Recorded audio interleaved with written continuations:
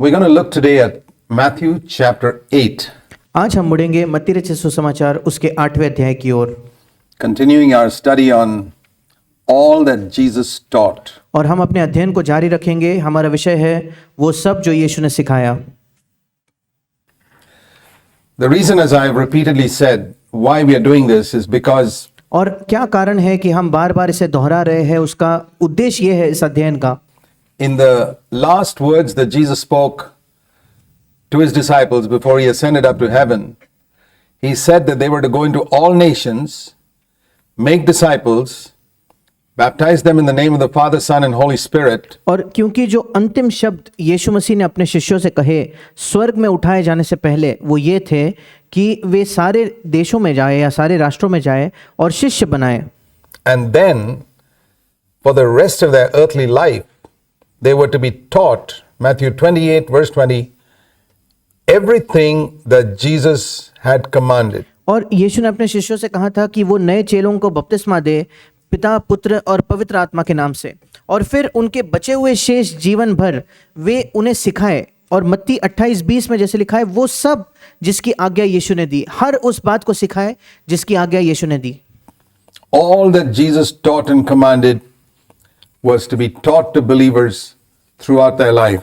और जो भी यीशु ने कहा और सिखाया वो विश्वासियों को उनके जीवन भर सिखाया जाना चाहिए था, ऐसे यीशु ने कहा।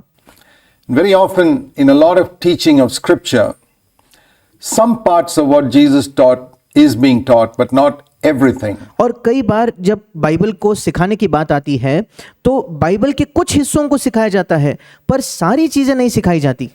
And so, as we look through the Scriptures, the Gospels especially, to see all that Jesus taught, it's only then that we'll be able to understand everything that he taught, and then only will we be able to obey that command in teaching others and in making sure that we've obeyed them ourselves. और इसलिए जब हम Bible को देखते हैं और विशेषकर अगर हम सुसमाचारों को देखें तो और उस चीज़ को देखें कि यीशु ने क्या क्या सिखाया, उन सारी चीज़ों को जब हम देखेंगे केवल तब हम वो सारी चीज़ें समझ भी पाएंगे जो यीशु ने सिखाई, और उसके उपरांत हम दूसरों को सिखा पाएंगे कि वो उन आज्ञाओं को माने।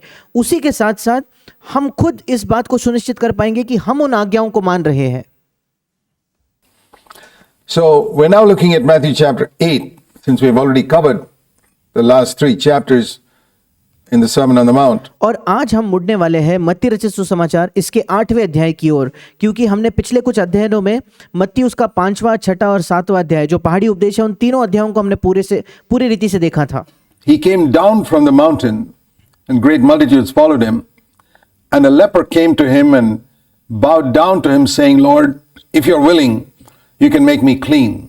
और जब हम मत्ती रचित सुसमाचार उसके 8वें अध्याय में देखते हैं कि वो उस पहाड़ से नीचे आया और एक वहाँ लिखा है कि बड़ी भीड़ उसके पीछे चल रही थी, और देखो एक कोढ़ी ने पास आकर उसे प्रणाम किया और कहा, हे प्रभु, यदि तू चाहे तो मुझे शुद्ध कर सकता है। मत्ती 8वां अध्याय उसके पहले 2 वचन। And he stretched out his hand and touched him, saying, I am willing, be cleansed. और फिर तीसरे वचन में यीशु ने कहा, यीशु ने हाथ बढ़ाकर उसे छुआ और कहा, मैं चाहता हूं तू शुद्ध हो जा। And immediately his leprosy was cleansed. और वो तुरंत कोढ़ से शुद्ध हो गया। And Jesus said to him, see that you tell no one, but go show yourself to the priest and present the offering that Moses commanded for a testimony to them. चौथे वचन में यीशु ने उससे कहा, देख किसी से न कहना, परंतु जाकर अपने आप को याजक को दिखा और जो चढ़ावा मूसा ने ठहराया है उसे चढ़ा, ताकि लोगों के लिए गवाही हो। Now when we think of all that Jesus taught not only by words, but also by his actions and the way he related to people and what he told them to do. और जब हम ये सोचते हैं कि यीशु ने क्या क्या सिखाया या वो सब जो यीशु ने सिखाया, यीशु ने केवल अपने शब्दों से नहीं सिखाया, पर उसने अपने कामों से या जिस तरीके से लोगों के साथ वो रिश्ता रखता था या बर्ताव करता था या लोगों से वो क्या करने को कहता था, इन सारी चीज़ों से वो हमें सिखा रहा था। So it was by his life, in addition to his words, that he taught. और इसलिए यीशु मसीह ने कि अपने जीवन के साथ, अपने शब्दों के साथ साथ अपने जीवन के द्वारा भी सिखाया।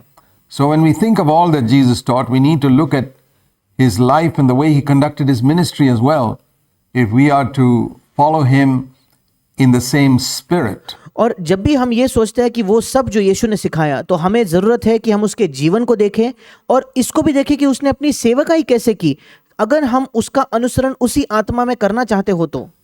For example, उदाहरण के तौर पर here we read that when Jesus healed this leper. Now, this is a fantastic thing when every sign of leprosy disappears from a man immediately. उदाहरण के तौर पर जब हम यहाँ पढ़ते हैं कि यीशु मसीह ने इस कोढ़ी को चंगा किया, अब ये बिल्कुल अद्भुत चीज़ है, विशेषकर जब कोढ़ का हर एक चिन्ह किसी मनुष्य में से तुरंत अगर गायब हो जाए, तब ये वाकई बड़ी अद्भुत चीज़ है। Seen lepers how they are with fingers eaten away, nose eaten away, and disfigurement on the face.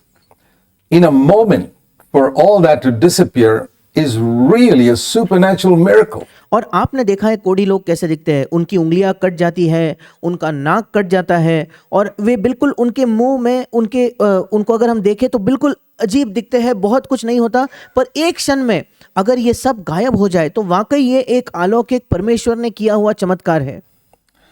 And if that were to happen today, people would be so excited they'd ask him to go and testify to everyone and to make sure that he tells everyone who was the one who prayed for him. और अगर आज ऐसा होता तो लोग इतने उत्साही हो जाते, वे तुरंत उस कोढ़ी से कहते, जा जा सबको गवाही दे और इस बात को सुनिश्चित कर कि तू सबको बताएगा कि किसने तेरे लिए प्रार्थना की और तुझे चंगाई मिली। This is how so many Christian preachers seek honor for themselves. और इसी तरीके से कई मसीही प्रचारक केवल खुद के लिए आदर को बटोरते हैं, खुद के लिए वो आदर चाहते हैं। You see that particularly in the so-called great healing campaigns, where as soon as someone has some type of minor healing, almost insignificant, और आप विशेषकर देखते हो ये जो तथाकथित बहुत बड़ी चंगाई की सभाएं होती है, जहां जैसे ही किसी को अगर थोड़ी सी कुछ छोटी चीज भी चंगाई मिल जाए, ऐसी चीज जो शायद बीमारियों में बहुत ही कम है, उसमें भी वो अगर चंगे हो जाए तो the preacher gets him to stand in front of the mic and proclaim that he's healed. और फिर वो प्रचारक तुरंत उसको सामने बुलाता है, स्टेज पर खड़ा करके उसे माइक देता है और कहता है कि तू सबके सामने ये घोषणा कर कि मैं चंगा हो गया, So that the preacher gets honor. ताकि उस प्रचारक को आदर मिले। You see, it's so different here in Christ. पर हम देखते हैं कि मसीह के जीवन में बिल्कुल अलग था। All that Jesus taught by his life, he was not excited at the power that went out from him. और यीशु ने जो कुछ उसके जीवन से सिखाया उसे देखिए, यीशु को बिल्कुल भी कोई उत्साह नहीं हुआ उस सामर्थ को देखकर जो उसमें से निकली है। He was excited that a poor leper was healed. यीशु को उत्साह किस बात का था कि एक गरीब कोढ़ी जो है वो चंगा हुआ है। This is the Spirit of Christ, ये मसीह की आत्मा है, where we are concerned that somebody else is blessed, जहां हमें केवल इस बात की परवाह है कि किसी और को आशीष मिली है, and not so much that he was blessed through me, और हमें इससे कोई फर्क नहीं पड़ता कि वो मेरे द्वारा आशीषित हुआ क्या, or that people should know that I was the channel whom God used. ना ही हमें इस बात से फर्क पड़ेगा कि लोग ये बात जाने कि मैं जरिया था जिसका इस्तेमाल परमेश्वर ने किया था। Unfortunately, so much of that in Christian circles. और दुर्भाग्यपूर्ण इतनी बड़ी मात्रा में आज मसीही जगत में यही पाया जाता है। In Christian preachers and Christian organizations, churches, missions everywhere. और मसीही प्रचारकों में, मसीही संगठनों में, मसीही मिशंस में, हर जगह Where when God blesses someone, we're not excited that God's blessed them, but we want everybody to know that we were the ones whom God used. कि जब परमेश्वर किसी को आशीषित करता है, हमें इस बात का उत्साह नहीं होता कि परमेश्वर ने उन्हें आशीषित किया है, पर हम ये चाहते हैं कि हर कोई व्यक्ति जाने कि हमारा इस्तेमाल परमेश्वर ने किया है। That's not the Spirit of Christ. ये मसीह की आत्मा नहीं है। And where we see something like that, we need to see that is a trace of the old Adam still in us. और जब भी ऐसा स्वभाव हम अपने अंदर देखते हैं या ऐसी कोई भी छोटी बात हम अपने अंदर देखते हैं, हमें इस बात को देखने की जरूरत है कि पुराने आदम के जो उसका स्वभाव है, उसका एक तिनका अब भी हमारे अंदर रह गया है, शेष रह गया है। And if we don't cleanse ourselves from it, we will never be more Christ-like. और अगर हम अपने आप को इससे शुद्ध ना करें तो हम कभी अधिक मसीह जैसे नहीं बन पाएंगे। Here we see that Jesus told him, don't tell anyone. यहां हम देखते हैं कि यीशु ने उससे कहा किसी और को न बताना। Have you ever heard that type of instruction from any person who's been instrumental in praying for somebody who is sick to be healed? क्या आपने कभी सुना है किसी व्यक्ति ने ऐसी शिक्षा दी होगी या ऐसा कहा होगा अगर किसी व्यक्ति ने प्रार्थना की और सामने वाला व्यक्ति चंगा हुआ, क्या आपने कभी कहा है कि उस व्यक्ति ने दूसरों को ऐसा बताया होगा कि तू किसी को न बताना? This is the Spirit of Christ. ये मसीह की आत्मा है। And the other thing we see here is because the old covenant was still there in Israel, और दूसरी चीज हम यहाँ देखते हैं वो ये है क्योंकि पुरानी वाचा अब भी इस्राएल में बनी थी the new covenant had not been established. और नई वाचा की स्थापना नहीं की गई थी Jesus lived under the laws, the और यीशु मसीह व्यवस्था के अधीन जीता था, Bible says. जैसे खुद बाइबल में लिखा है। And so he told the leper who was cleansed to do exactly what Moses had commanded in the law, to go to the priest and show himself, because the priest had to declare him cleansed, exactly as Moses commanded. और इसलिए यीशु ने उस कोढ़ी से कहा कि बिल्कुल वो वही करे जो मूसा ने उसे व्यवस्था में आज्ञा दी थी कि वो जाकर याजक को दिखाए कि वो शुद्ध हो चुका है, क्योंकि वो याजक उसके बाद घोषणा करता था कि वो शुद्ध हो चुका है, क्योंकि ऐसी आज्ञा मूसा ने दी थी।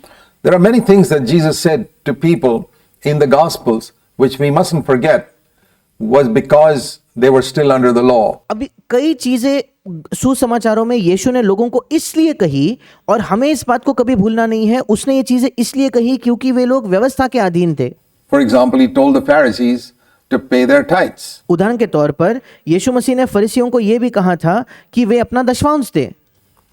He said it's not enough to pay tithes of dill and cumin and etc., but also to fulfill the weightier matters of the law. Both you need to do. And some people use that as an excuse to say, well, Jesus commanded people to tithe. Yes, he did, because they were under the law. और फिर यीशु ने फरीसियों को यह कहा था कि केवल यह पर्याप्त नहीं है कि तुम पुदीने, सौंफ और जीरे का 10वां अंश दो, पर उसी के साथ साथ व्यवस्था की जो गंभीर बातें हैं अर्थात न्याय और दया और विश्वास, उन पर भी ध्यान दिया करो। अब क्योंकि यीशु ने ऐसा फरीसियों को कहा, कई लोग आज ये कहते हैं कि ये बहाना इस्तेमाल करते हैं कि देखो यीशु ने कहा ना दशवांश देने के लिए, तो हमें भी देना चाहिए। But that's been abolished in the new covenant. The old covenant has disappeared. और यीशु ने ये इसलिए उन लोगों से कहा क्योंकि वे व्यवस्था के अधीन थे, पर आज वो व्यवस्था रद्द कर दी गई है। नई वाचा में वो पुरानी वाचा रद्द कर दी गई है, वो गायब हो गई है। So the command to tithe is no longer there और today. इसलिए आज दशवांश देने की आज्ञा नहीं है। In the same way, there's no need, if you're healed today, to go and show yourself to a priest. और बिल्कुल वैसे ही आज कोई जरूरत नहीं कि अगर आपको चंगाई मिले तो आप जाकर अपने आप को याजक को दिखाओ। Exactly the same thing, ये बिल्कुल वही बात है, because the law is over. क्योंकि व्यवस्था समाप्त हो चुकी है। But here's the main thing that we want to see. पर यहाँ मुख्य चीज है जो हम देखना चाहते हैं। And the second thing we want to see here is the Lord always desires something good for us. और दूसरी चीज जो हम यहाँ देखते हैं कि परमेश्वर हमेशा कोई भली चीज ही हमारे लिए वो चाहता है। You know, when the leper said to him, if you are willing, अब उस कोढ़ी ने यीशु से कहा था, हे प्रभु यदि तू चाहे तो। there is no lack of willingness. The Lord immediately said, of course I'm willing. अब प्रभु के पास इच्छा की कोई कमी नहीं है। वो यीशु ने कहा, तुरंत कहा, हाँ मैं चाहता हूं, निश्चय तौर पर मैं चाहता हूं। And how does that apply to us? अब ये वचन हमें कैसे आज लागू होता है? It means that whenever we have a need in our life, जब भी हमारे जीवन में कोई आवश्यकता है तो, and you go to the Lord and say, Lord, are you willing to meet this need? The Lord says, yes, I'm willing. अगर आप प्रभु के पास जाओ और प्रभु को कहो, प्रभु क्या तू इच्छा रखता है कि मेरी इस जरूरत को तू पूरा करे? प्रभु कहेगा, हाँ मैं इच्छा रखता हूं। Under the new covenant, we see that there are times when the Lord allows us to suffer for some greater good. पर नई वाचा में हम देखते हैं, नई वाचा के अधीन ऐसे कुछ समय होते हैं जब प्रभु हमें पीड़ा सहने देता है क्योंकि वो उससे भी भली चीज हमारे लिए चाहता है। And so not every sickness is necessarily healed. और इसलिए हर एक बीमारी जरूरी नहीं कि वो चंगी हो जाए। Even the Apostle Paul's thorn in the flesh was not healed. और यहाँ तक कि प्रेरित पौलुस का जो शरीर में कांटा छुपाया गया था वो भी तो चंगा नहीं हुआ, As we read in 2 Corinthians 12. क्योंकि हम दूसरे कुरिन्थ उसके 12वें अध्याय में से पढ़ते हैं। And Timothy's stomach infirmities, as you read in the last verses of 1 Timothy 5. और तिमुथियुस के पेट की जो समस्याएं थी वो चंगी नहीं हुई, जैसे पहले तिमुथियुस के 5वें अध्याय के अंतिम वचन में लिखी है। Were not healed. Because some greater good, more important than the healing, was what the Lord was trying to accomplish. और ये दोनों चीजें चंगी नहीं हुई क्योंकि परमेश्वर कोई महान भलाई, मतलब उनके चंगाई से भी एक भली चीज परमेश्वर उनके जीवन में हासिल करना चाह रहा था, In their lives. उनके जीवन के अंदर। And so that happens even today. और इसलिए आज भी ऐसी ही चीजें होती है। I mean, it's just like martyrdom. ये बिल्कुल वैसा है जैसे मसीह के लिए शहीद होना या मसीह के लिए अपनी जान गंवाने के समान। Under the old covenant, we read that when Daniel was thrown into a den of lions, the lions couldn't touch him. और पुराने नियम में हम देखते हैं जब दानियल को सिंहों की मांद में फेंक दिया गया था तो सिंह उसे छू तक नहीं पाए, Throughout the night. पूरे रात भर वे उसे नहीं छू पाए। But in the early days of Christianity, when in the Roman amphitheaters, Christians were thrown to the lions ate them up immediately. पर मसीहत के शुरुआती दिनों में जहां वो रोमी लोगों की कुछ जगहें होती थी एम्फी थिएटर्स नाम की, वहां मसीहों को फेंका जाता था सिंहों के सामने और तुरंत सिंह उन्हें खा लेते थे।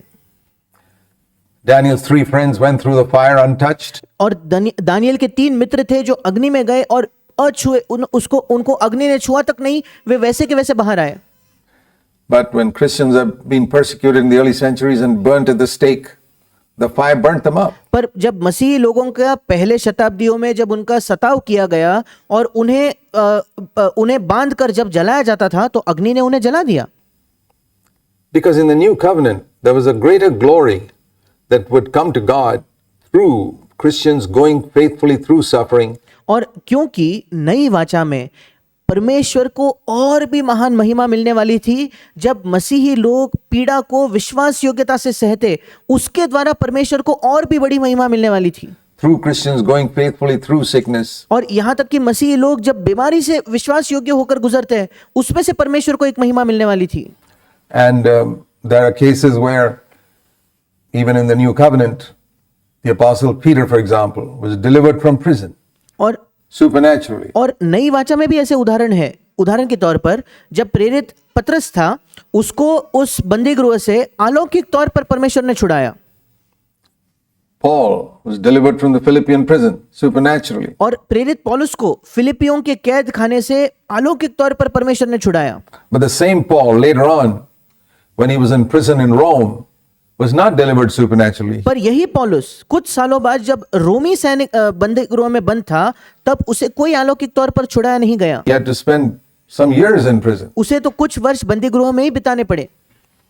And so we see that God's ways are not always the same. He's और इसलिए हम देखते हैं कि परमेश्वर के मार्ग हर व्यक्ति के लिए एक जैसे नहीं होते। always seeking to accomplish his purpose for the greater good of ourselves and those whom he wants to reach through us. और परमेश्वर हमेशा उसके जो मार्ग है वो उसके महान महिमा के लिए होते हैं और उसी के साथ साथ वो एक ऐसी भलाई को पूर्ण करने की कोशिश कर रहा होता है हमारे लिए भी और उनके लिए भी जिनको वो हमारे द्वारा पहुंचना चाहता है। For example, in the Philippian jail, the reason why Paul was delivered supernaturally was because the jailer had to be converted. और उदाहरण के तौर पर उस फिलिपियों के कैद खाने में क्यों पौलुस को परमेश्वर ने अलौकिक तौर पर छुड़ाया? क्योंकि उसका जो उसका सरदार था उस कैद खाने का, उसका नया जन्म होना था, इस वजह से।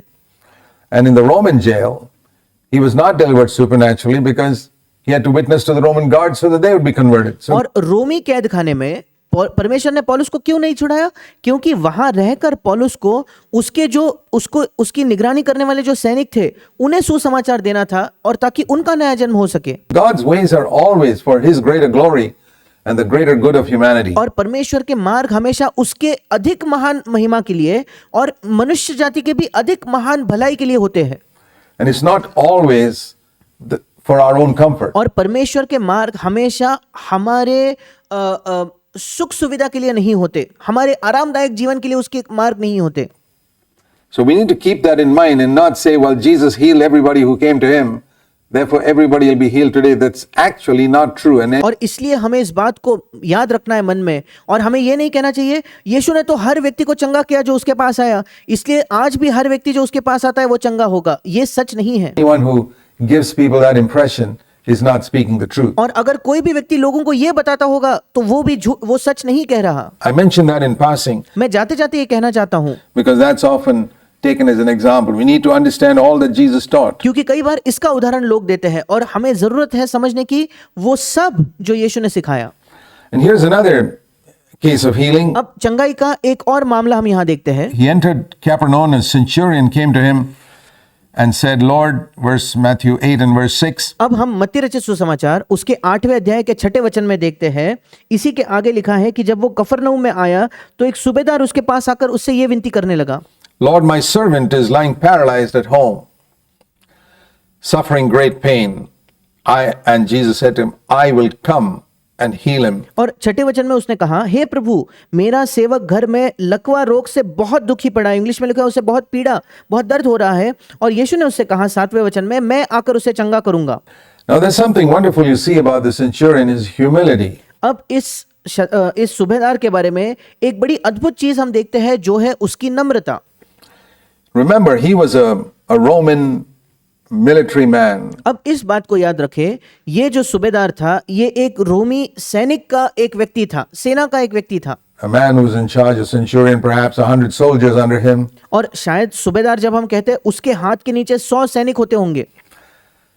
A man used to exercising authority. एक ऐसा व्यक्ति जिसको अधिकार जताने की आदत थी, अधिकार का इस्तेमाल करने की आदत उसको थी। And yet we see his humility in willing to travel all the way from wherever he was, going to meet Jesus, just to tell him about his servant who is paralyzed and lying at home. और इसके बावजूद हम देखते हैं इस व्यक्ति की नम्रता कि वो जहां कहीं था वहां से उसने लंबा सफर करके वो प्रभु यीशु को मिलने आया, उसको ये बताने के लिए केवल कि उसका एक सेवक लकवा मारा घर पर पड़ा है।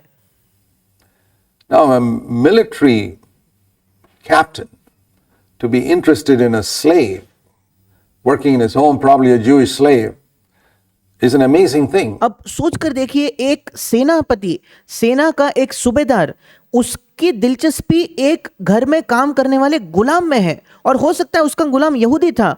उसकी दिलचस्पी उस व्यक्ति के चंगाई में है, और कितनी अद्भुत ये बात है। And you see his humility, that's the first thing you need to see. और आप यहाँ उस व्यक्ति के, उस सूबेदार के नम्रता को देखते हो, ये पहली चीज है जो हमें देखनी है। And you see that humility further in verse 8. और आगे जाकर उसकी नम्रता को हम 8वें वचन में भी देखते हैं, मत्ती 8:8।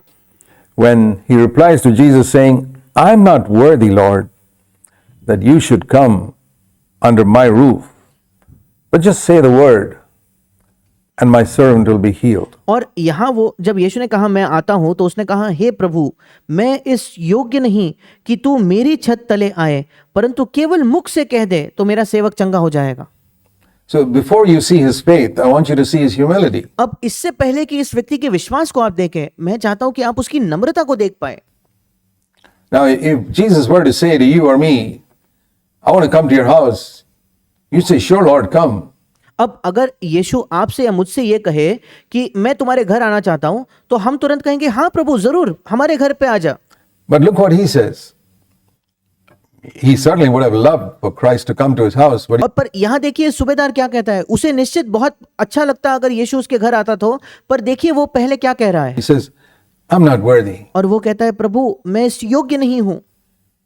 You're so holy and I don't feel that I can really receive you, such a holy person, into my house. और वो कहता है, प्रभु मैं इस योग्य नहीं हूं क्योंकि तू इतना पवित्र है, और मैं नहीं सोचता कि मैं इस योग्य हूं कि मैं तुझ जैसे पवित्र व्यक्ति को अपने घर में स्वीकार कर पाऊं। The reason I mention that is there's a great connection between humility and faith. और क्यों मैं इसका जिक्र कर रहा हूं, उसका कारण यह है, नम्रता और विश्वास में एक बहुत बड़ा संबंध है। And you see that in और यहां आप देखते भी हो। then you see his faith when he says, Lord, you just stand here and speak the word. और फिर इसी वचन में आप उसके विश्वास को देखते हो। वो कहता है, हे प्रभु, तू यहीं से एक वचन कह दे केवल, And you'll be healed. और वो चंगा हो जाएगा।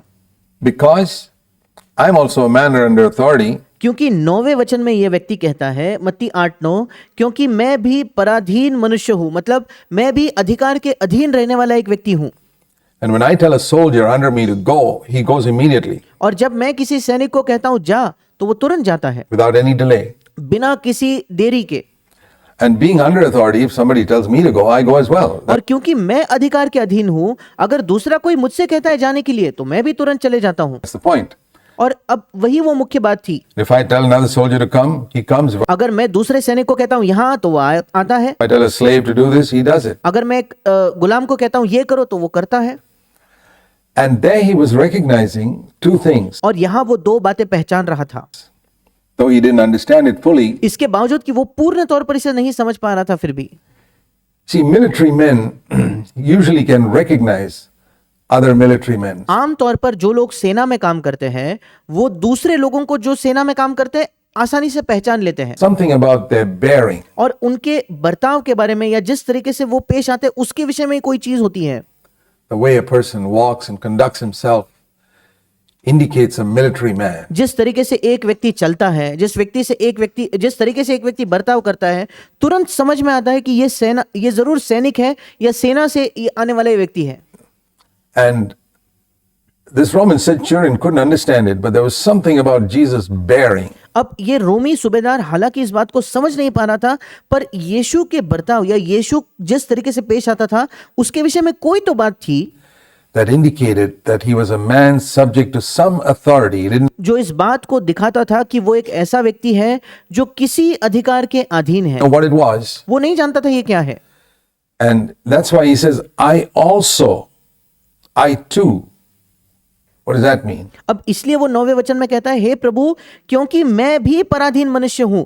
मैं भी, जब 9वें वचन में वो कहता है प्रभु मैं भी अधिकार के अधीन हूं, इसका क्या मतलब है? He's saying, Lord, like you, I'm also a man under authority. और वो कह रहा है, हे प्रभु यीशु तेरे ही तरह मैं भी अधिकार के अधीन एक व्यक्ति हूं। What authority was Jesus under that the Roman centurion recognized? He didn't know anything about the Trinity or the Father or any such thing. और कौन सा अधिकार था जिसके अधीन यीशु था? यहां तक कि रोमी सूबेदार ने इसे पहचाना। अब वो रोमी सूबेदार त्रिएक परमेश्वर के बारे में कुछ नहीं जानता था, वो पिता के बारे में कुछ नहीं जानता था, But he recognized this is a man who doesn't seem to be doing whatever he feels like doing. पर उस रोमी सूबेदार ने एक बात पहचानी कि ये जो व्यक्ति है ये एक ऐसा व्यक्ति दिखाई पड़ता है, उसके मन में जो आता है वो ये चीजें नहीं करता, He seems to be a man who is guided by somebody else. और ऐसा दिखता है कि ये मनुष्य किसी और के मार्गदर्शन के अनुसार चल रहा है। And that's amazing that he recognized that. और ये बिल्कुल अद्भुत है कि इस सूबेदार ने इस बात को पहचाना। And that's why he says, I also, in verse 9, am a man under authority. और इसलिए वो कहता है मैं भी पराधीन या अधिकार के अधीन एक व्यक्ति हूं। And the other thing he recognized here was that when a man is under authority, he has authority over other things or people. और दूसरी चीज जो इस व्यक्ति ने पहचानी वो ये थी, जब एक व्यक्ति अधिकार के अधीन होता है उसको दूसरे चीजों पर भी अधिकार होता है और दूसरे लोगों पर भी अधिकार होता है। So he recognized that he had obviously heard about Jesus healing the sick. और इसलिए उसने पहचान लिया कि यीशु के पास अधिकार था। हाँ, उसने पहले से सुन रखा होगा कि यीशु बीमारों को चंगा करता है। So he recognized that it was because Christ was under authority that he had authority over sickness. और इसलिए उसने इस बात को पहचाना क्योंकि मसीह अधिकार के अधीन है, इसलिए बीमारी पर भी उसका अधिकार है। And he knew that with that type of supernatural authority from heaven, you don't have to be actually physically present near the sick person. और इसलिए उसने इस बात को पहचाना, जब स्वर्ग से ऐसी अलौकिक अधिकार यीशु के पास है तो कोई जरूरत नहीं कि यीशु को शारीरिक तौर पर किसी बीमार व्यक्ति के सामने जाकर खड़ा होना पड़ेगा या उसके नजदीक होना पड़ेगा। Sick person could be many kilometers away and you could just speak the word and the person would be healed. और हो सकता है कि वो बीमार व्यक्ति कई कई किलोमीटर दूर है, आप केवल एक शब्द कह दोगे फिर भी वो सामने वाला व्यक्ति चंगा हो सकता है। It's remarkable faith. अब कितना अद्भुत इस व्यक्ति का विश्वास था। Many cases people brought the sick child or man right up to Christ for him. और कई बार हमने देखा है सुसमाचारों में कि लोग एक बीमार बच्चे को या बीमार व्यक्ति को सीधा मसीह के पास ले आते थे To touch. ताकि मसीह उन्हें छू सके। But here was an amazing case where he didn't bring his servant. He probably could have brought him in a chariot, but और ये एक अद्भुत घटना है जहां उसने अपने सेवक को नहीं लाया। हो सकता था वो उसे रथ में बिठाकर ला सकता था, पर उसने ऐसा नहीं he किया। didn't. And he says, you don't have to come to my house. और उसने कहा प्रभु तुझे भी मेरे घर आने की जरूरत नहीं। My house may be 5 kilometers away, but if you हो सकता है मेरा घर 5 किलोमीटर दूर हो, speak the word here, I know my servant will be healed 5 kilometers away. पर मैं इस बात को जानता हूं, अगर तू यहां एक शब्द कह दे तो मेरा सेवक जो 5 किलोमीटर दूर है वो चंगा हो जाएगा। And he said, therefore, I ask you to do it. And और वो कहता है इसलिए मैं तुझसे कहता हूं तू मेरे लिए ये कर। when Jesus heard this, it says he marveled. और जब यीशु ने ये सुना, मत्ती 8:10 में लिखा है कि उसे अचंबा हुआ। There are only 2 places in scripture where it says Jesus marveled. और पूरे के पूरे बाइबल में 2 ही जगह ऐसा लिखा है कि यीशु अचंभित हो गया। And it's very interesting to see that. और बहुत दिलचस्प है इन दोनों घटनाओं को देखना। It says he marveled when he saw faith like this. और यहाँ लिखा है कि उसने वो अचंभित हुआ जब उसने इस व्यक्ति के विश्वास को देखा। तो Imagine doing something to make Jesus Christ himself marvel. अब कल्पना करके देखिए कि हम ऐसा कुछ कर सकते हैं जिससे स्वयं यीशु मसीह अचंभित हो जाए। And the other example is in Mark's Gospel in chapter 6, और दूसरी घटना जो है, दूसरा उदाहरण है मरकुस रचित सुसमाचार उसके 6 अध्याय में, where we read in Mark 6 and verse 6, he marveled. और मरकुस 6:6 में भी हम पढ़ते हैं कि यीशु मसीह जो है वो अचंभित हुआ, उसने अचंबा किया, उसको आश्चर्य हुआ At their unbelief. और उनके अविश्वास पर वो आश्चर्यचकित हुआ। These are the only 2 places in scripture where we read about Jesus being surprised or wondering. One case where he saw amazing faith, and the other where he saw amazing unbelief. और केवल Bible में 2 ही जगह है जहां हम पढ़ते हैं यीशु आश्चर्यचकित हो गया और वो सोच में पड़ गया। एक घटना क्या थी जब उसने अद्भुत विश्वास को देखा, दूसरी घटना क्या थी जब उसने अद्भुत अविश्वास को देखा। Faith meant so much to the Lord. He was और विश्वास प्रभु के लिए बहुत मायने रखता था। always excited whenever he saw people who had faith. और यीशु हमेशा बहुत उत्साही हो जाता था जब वो ऐसे लोगों को देखता था जिनके अंदर अद्भुत ऐसा विश्वास है, And terribly disappointed when he saw people with unbelief. और वो बहुत ज्यादा निराश हो जाता था जब वो ऐसे लोगों को देखता था जिनके अंदर अविश्वास है।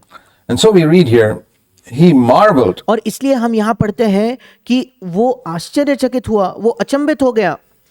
And he said, truly I say to you, I have not found such great faith with anyone in Israel. और मत्ती 8:10 में यीशु कहता है, मैं तुमसे सच कहता हूं कि मैंने इस्राएल में भी ऐसा विश्वास नहीं पाया।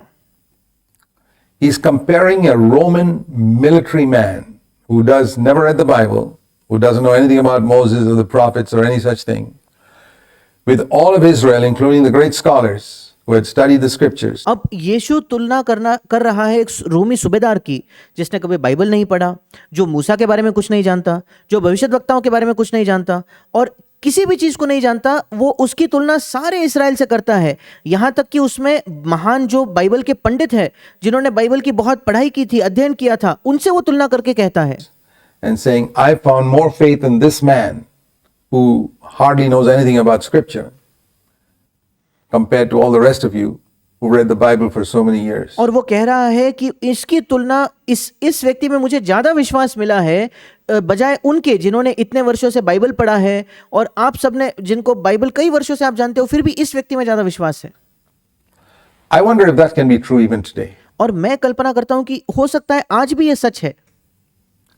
All that Jesus taught. और वो सब जो यीशु ने सिखाया, Does he have to rebuke us who are Christians, और क्या ऐसा है क्या कि यीशु को हमें सुधारना होगा, डांटना होगा, हम जो मसीह है, who read the Bible so much and study the Bible so much, हम जो बाइबल को बहुत पढ़ते हैं, बाइबल का बहुत अध्ययन करते हैं, that we don't have the faith that sometimes even a non-Christian may have? और हो सकता है कि हमारे अंदर वो विश्वास तक नहीं है जो कई बार एक अविश्वासी, एक गैर मसीह में भी हो सकता है, In what God can do. कि परमेश्वर क्या कर सकता है। In so many situations, कई परिस्थितियों में हमारे अंदर कभी कभी वो विश्वास नहीं होता। even today, there are non-Christians who believe, well, God will help me. और कई परिस्थितियों में आज भी ऐसे गैर मसीही लोग हैं जो विश्वास करते हैं परमेश्वर तो मेरी सहायता करेगा। And many Christians who get into a panic and who are anxious and fearful. और कई मसीही लोग हैं जो डर जाते हैं, चिंता करने लगते हैं, भयभीत होने लगते हैं। I say to you, there's more faith in those people than you who know the scriptures. और यीशु कहता है, मैं तुमसे कहता हूं कि उन लोगों में ज्यादा विश्वास है बजाय तुम्हारे जो बाइबल को जानते हैं। And the Lord goes on to say, I say to you, all that Jesus taught, remember, verse और अगले वचन में मत्ती 8:11 में प्रभु उनसे कहता है, याद रखें हमारा विषय क्या है, वो सब जो यीशु ने सिखाया। 11. मत्ती 8:11, Many from the east and west will sit at table with Abraham and Isaac and Jacob in the kingdom of heaven. और मैं तुमसे कहता हूं कि पूर्व और पश्चिम से बहुत से लोग आकर अब्राहम और इसहाक और याकूब के साथ स्वर्ग के राज्य में बैठेंगे।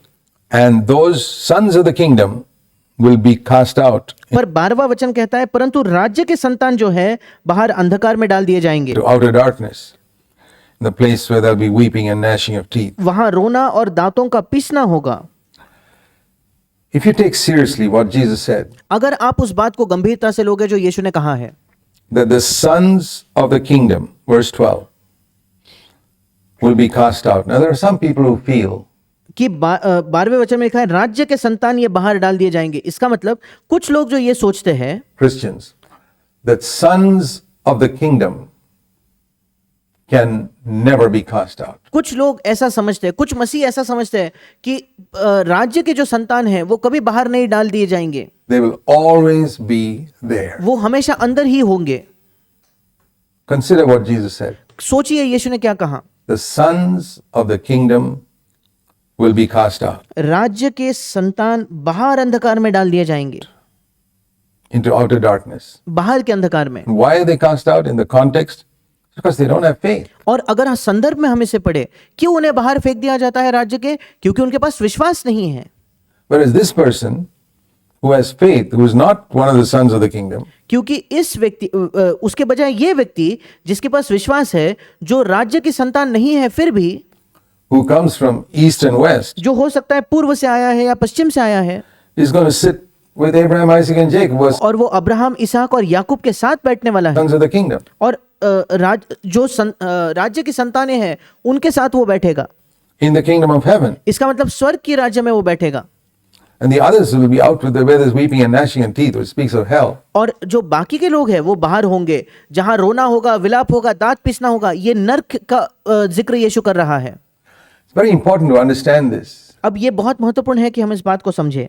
Very often we think that just because we know so much of the Bible अब कई बार हम ये सोचते हैं केवल इसलिए क्योंकि हम बाइबल के बारे में इतना कुछ जानते हैं इसलिए, and we understand so much truth intellectually, और क्योंकि हमारे दिमागी तौर पर हमारे दिमाग में कई चीजों को हम सत्य को समझ चुके हैं, इसलिए that the Lord must be very happy with us. और हमें लगता है प्रभु तो हमसे बहुत खुश होगा, Very accepts us without any reservation. और प्रभु तो पूरी तरीके से हमें स्वीकार कर चुका है, हमें ऐसा लगता है।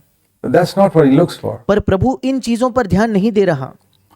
If we can learn from this Roman centurion और अगर हम इस रोमी सूबेदार से इस बात को सीख पाए, two very important characteristics that Jesus looks for and appreciates. दो बहुत ही महत्वपूर्ण गुण जिनको यीशु देखता है और जिनकी सराहना यीशु करता है। One is humility. The other is faith. एक है नम्रता, दूसरा है विश्वास। And we could also add to that a concern for the poor. और उसी के साथ साथ हम एक और बात जोड़ सकती है, गरीबों के लिए एक परवाह होना। There are actually three things we see here. और वाकई में यहाँ तीन चीजें हम देख पाते हैं। This military man has a concern for a poor slave. और ये जो सैनिक है इसको एक गरीब दास की, गुलाम की चिंता है।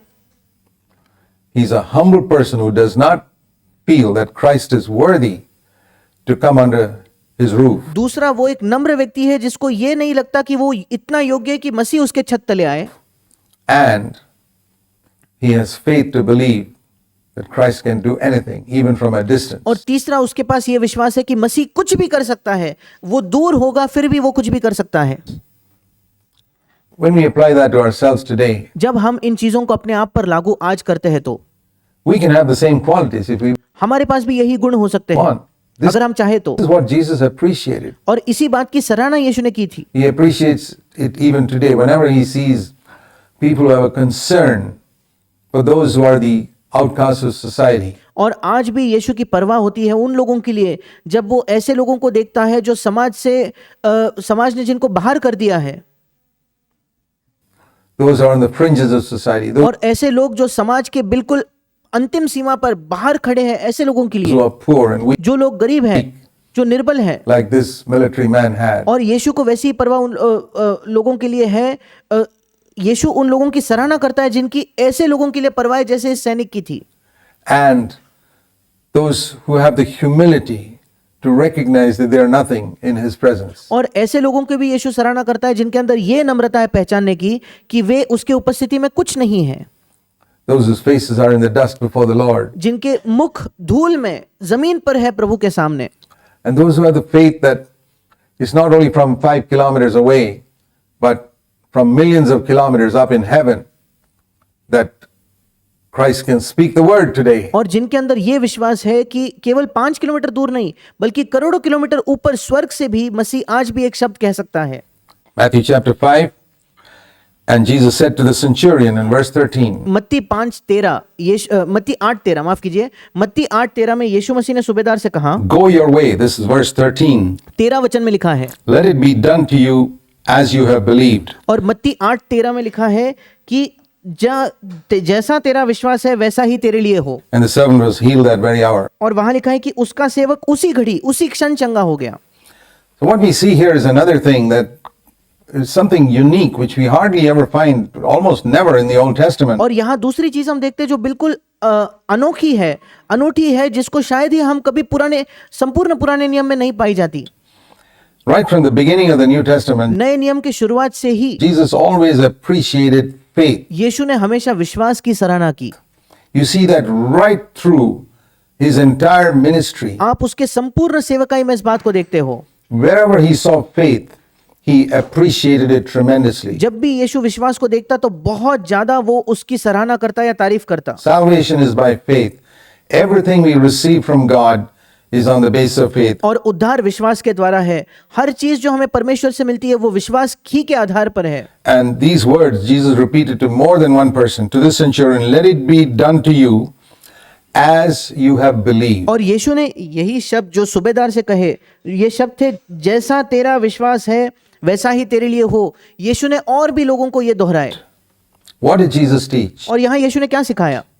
Very often we can have a wrong understanding of this. और कई बार हमारी एक गलत समझ इस विषय के बारे में हो सकती है। Not as you have earnestly desired, और यीशु ये नहीं कहता जितनी तीव्र इच्छा तुम्हारी है उसके अनुसार तुम्हारे लिए हो, ऐसा नहीं। not as I earnestly desire for you. यहां तक कि यीशु ये नहीं कहता कि जितनी मेरी तुम्हारे लिए तीव्र इच्छा है उसके अनुसार तुम्हारे लिए हो। See, sometimes we think, I earnestly desire this. और कई बार हम सोचते हैं मैं तो पूरे मन से इस बात की चाहत करता हूं। It could be anything. और ये कोई भी चीज हो सकती है। Well, you don't get it according to your desire. आपको कोई भी चीज आपकी इच्छा के अनुसार नहीं मिलने वाली। God earnestly desires many things for us, many और यहां तक कि परमेश्वर हमारे लिए कई चीजों की चाहत रखता है, things for us, but कई चीजें वो चाहता है हमारे लिए, we don't get it. पर हमें वो नहीं मिलती। Because the law is not according to your earnest desire or according to God's earnest desire. क्योंकि नियम ये नहीं है कि आपके आतुर इच्छा के अनुसार, ना ही ये नियम है कि परमेश्वर की इच्छा के अनुसार आपको मिले। The principle is according to how much you have believed for. और सिद्धांत ये है कि जितने मात्रा में आपने विश्वास रखा है उस मात्रा में आपको मिलेगा। Be it done for you as you have believed. जैसा तुमने विश्वास किया है वैसा ही तेरे लिए हो। We receive according to the measure of our faith. और हमारे विश्वास की मात्रा के अनुसार हमें प्राप्त होता है। And that is why we find that some people receive much and some people receive very little. और इस वजह से हम देखते हैं कुछ लोगों को बहुत ज्यादा मिलता है प्रभु से, कुछ लोगों को प्रभु की ओर से बहुत ही कम प्राप्त होता है। It's like if the rain's falling heavily outside and one person puts a cup outside, another person puts a bucket, and a third person puts a huge tub. They're going to get different quantities of water. और ये बिल्कुल ऐसा है कि बाहर अगर भारी बारिश हो रही है और एक व्यक्ति बाहर जाकर एक छोटा कप रख देता है, दूसरा व्यक्ति बाहर जाकर बाल्टी रखता है, तीसरा व्यक्ति जाकर एक बहुत बड़ा ड्रम मानो रख देता है, तो और हर एक में अलग अलग मात्रा में पानी जमा होगा। It's not because God is partial to one. और ऐसा नहीं है कि परमेश्वर एक के प्रति पक्षपाती है इसलिए, Not at all. बिल्कुल भी नहीं। The same rain is falling everywhere. हर जगह उतनी ही बारिश हो रही है। But the size of the vessel is different. पर हर व्यक्ति जिस बर्तन को सामने रखता है वो अलग अलग है, उसका आकार अलग है, And that determines how much each person gets. और यही निर्धारित करता है कि हर व्यक्ति को क्या मिलने वाला है। It's exactly the same in the Christian life. और मसीही जीवन में बिल्कुल ऐसा ही होगा। You find a difference between one Christian and another? क्या आपको एक मसीही और दूसरे मसीही में कोई अंतर दिख रहा है क्या? It's because there's a difference in their faith. और वो इसलिए क्योंकि उनके विश्वास में अलग है, अंतर है इसलिए। According to their faith they receive, as you have believed, let it be done for you. उनके विश्वास के अनुसार उन्हें मिलता है, जैसा तुम्हारा विश्वास है वैसा तुम्हारे लिए हो जाए। Now our faith, I want to mention this also, must be based on the word of Jesus. अब इसी के साथ साथ मैं एक और बात का भी जिक्र करना चाहता हूं। हमारा विश्वास यीशु मसीह के शब्दों पर उसका आधार होना चाहिए। See, Jesus had spoken this word to him, and the Bible says that faith comes by hearing, and hearing by the word of Christ. और यीशु ने ये इस व्यक्ति से ये शब्द कहा था, और बाइबल हमें बताती है विश्वास सुनने से, और सुनना मसीह के वचन के अनुसार होता है। It's not that I just try and work up faith in my heart for anything I want. ऐसा नहीं है कि मुझे कोई भी चाहत हो तो मैं अपने हृदय में बहुत मुश्किल से विश्वास को इकट्ठा कर रहा हूं कि मुझे जो चाहे मुझे मिल जाए, ऐसा नहीं। This is the foolishness that you find in so many Christians. और यही मूर्खता हमें कई मसीहों में दिखाई पड़ती है। They desire and covet so many earthly things, और उनकी चाहत और उनका लालच कई पृथ्वी की चीजों के लिए है, and they try to imagine that they are working up faith to believe God to get that thing. और वो कल्पना कर रहे हैं कि किसी ना किसी तरीके से उनके अंदर विश्वास आ जाए, वो परमेश्वर पर विश्वास करे और उन्हें वो पृथ्वी की चीज मिल जाए। That's not it. ये विश्वास नहीं है। Romans 10:17 is clear. रोमियो 10:17 में बिल्कुल साफ इस बात को लिखा है। रोमियो की पत्री 10वां अध्याय 17 वचन। Faith can only be based on hearing the word of Christ. और विश्वास केवल इस पर आधारित है कि हम मसीह के वचन को सुने। We must have a very definite promise. हमारे पास एक मसीह का सीधा वायदा होना चाहिए। Abraham did not have a son at the age of 100 just because he worked up faith for it. Abraham को 100 के उम्र में बेटा इसलिए नहीं हुआ क्योंकि उसके अंदर अचानक से किसी चीज के लिए उसने विश्वास पैदा कर लिया था। God had specifically told him that he would have a son. और परमेश्वर ने विशेष तौर पर उसे कहा कि तुझे बेटा होगा। Then he could have faith. उसके बाद उसके पास विश्वास आया। Faith is always based on the word of God. विश्वास हमेशा परमेश्वर के वचन पर आधारित है। And here also it's the same principle. और यहाँ भी वही सिद्धांत है। So according to what you believe, but that faith must be based on the word of Christ. और जिस आधार पर आप विश्वास रखते हो उसके आधार पर आपका विश्वास मसीह के वचन पर आधारित होना चाहिए। And as I said earlier, this faith is coupled with humility. और जैसे मैंने पहले भी कहा, हमारा विश्वास नम्रता से जोड़ा जाना चाहिए। If we don't have humility, it's very difficult to have faith. अगर हमारे अंदर नम्रता नहीं है तो हमारे लिए विश्वास होना बहुत मुश्किल होगा। There's a close connection between the two. It's not only here, इन दोनों के बीच में बहुत एक नजदीकी संबंध है, केवल यहाँ नहीं, but in a number of places we see this. You कई जगहों पर हम इसको देखते हैं बाइबल में। see this in the case of a woman who once Jesus said you read about it in Matthew 15, a Canaanite woman. और एक और बार हम पढ़ते हैं यीशु ने एक स्त्री के बारे में कहा, कनानी स्त्री के बारे में मत्ती 15 में यीशु ने यही बात कही। Jesus tried to test her by saying, we can't give the children's bread to the dogs. और यीशु ने उसे परखने के लिए ये कहा कि लड़कों की रोटी लेकर कुत्तों के आगे डालना अच्छा नहीं है। She said she took that position. और उसके बावजूद उसने उस स्थान को ले लिया। Okay, Lord, I may be like a dog, but can't I get the crumbs that fall from the table? And और उसने कहा, हाँ प्रभु, हो सकता है कि मैं कुत्ते के समान हूँ, पर क्या नीचे गिरा हुआ चूर-चार भी मैं नहीं ले सकती क्या? she got according to her faith. It उसके विश्वास के अनुसार उसे मिला। was humility again, to be willing to take the places of a dog at the foot of the table and say, Lord, I don't deserve the bread, give me the crumbs. और फिर एक बार नम्रता, वो इस स्थान को लेने के लिए तैयार थी कि प्रभु, हाँ मैं रोटी के योग्य नहीं हूँ, पर मुझे वो चूर-चार भी मिल जाए तो ठीक है। And her faith was great. और These यीशु ने कहा उसका विश्वास महान है। two non-Jewish people, और यहाँ दो गैर यहूदी लोग हैं, Jesus appreciated their faith. यीशु ने उनके विश्वास की सराहना की। So there's something that we can learn from the example of this Roman centurion और यहाँ हम इस रोमी सूबेदार से कुछ सीख सकते हैं that can help us in our daily Christian walk. और हमारे प्रतिदिन के मसीही जीवन में ये हमारी सहायता कर सकता है।